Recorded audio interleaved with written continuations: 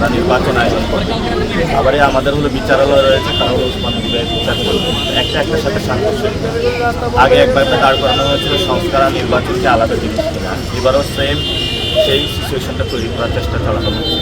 অনেকে আন্দোলনে সাপোর্ট করে ইলেকশনকে পিছানোরও একটা চেষ্টা করতেছে। আমরা সবাইকে আহ্বান জানাবো, বাংলাদেশে 12 ফেব্রুয়ারিতে ইনশাল্লাহ ইলেকশন হবে যে কোনো মূল্যে, এবং সবাই আপনারা ভোট দিতে আসবেন। যদি কেউ ভয়ভীতি প্রদর্শন করার চেষ্টা চালায়, সেগুলোর প্রতি আপনারা কর্ণপাত না করে 15 বছরের যে ভোট দিতে পারেন না, সেই অধিকার আপনি প্রয়োগ করবেন।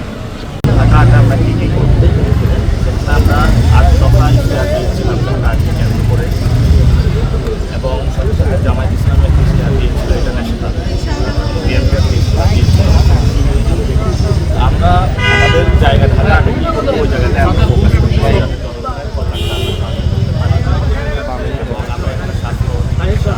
এবং মাদক কীভাবে নির্মূল করবো, এবং সাথে সাথে জনগণ যে ব্যবসায়ীরা যে নিরাপত্তা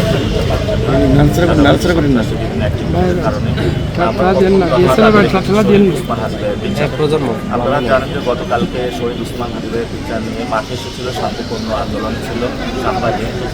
পুলিশ যেভাবে সবাইকে বেধড়ক পিটিয়েছে এবং সবার উপরে হামলা করেছে শান্তিপূর্ণভাবে মিছিলে, এটা বাংলাদেশের প্রশাসন থেকে শুরু করে সবার জন্য একটা লজ্জার বিষয় হয়ে দাঁড়িয়েছে। বিসওয়াক্স আর ভিটামিন ই সমৃদ্ধ স্কোয়ারের ময়শ্চারাইজিং মেরি লিপ কেয়ার, এবার হাসুন প্রাণ খুলে। আমি এটা তীব্র নিন্দা জ্ঞাপন করছি, এবং আমাদের অনেক ভাই অসুস্থ হসপিটালে রয়েছেন। গতকালকে আমি হসপিটালে গিয়েছিলাম ইমার্জেন্সিতে, সেখানে দেখেছি খুবই ভয়াবহ পরিস্থিতি ছিল। জাবের, জুমা সবাই আহত হয়েছে, মহিউদ্দিন রনিকে একজন প্রার্থী বেদরকভাবে পিটানো হয়েছে।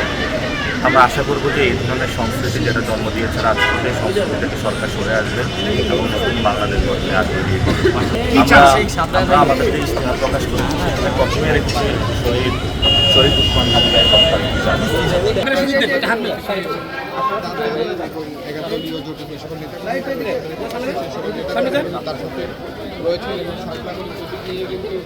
তারা জনগণের কাছে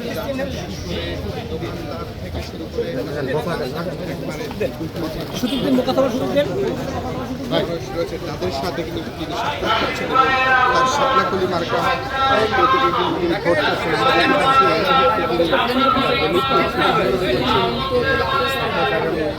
ফেব্রুয়ারিতে জাতীয় সংসদ নির্বাচন ঘিরে কিন্তু